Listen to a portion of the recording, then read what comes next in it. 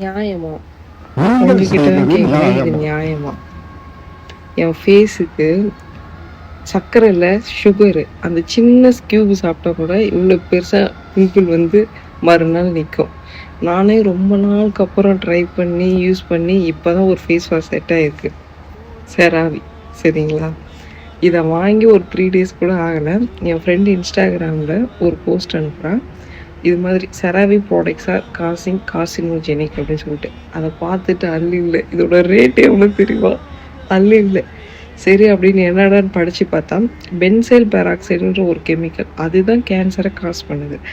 அதுவுமே FDA approved தான். அப்புறம் ஏன் செராவி ப்ராடக்ட்டில் யூஸ் பண்ணுறாங்க அப்படின்னா பென்சைல் பெராக்சைடு வந்து டைரெக்டாக கேன்சரை காஸ் பண்ணுது. அது ராங் டைம் ஹீட் எக்ஸ்போஷரில் இருக்கும்போது பென்சினாக அது கன்வெர்ட் ஆகும். அதுதான் கேன்சரை காஸ் பண்ணுது.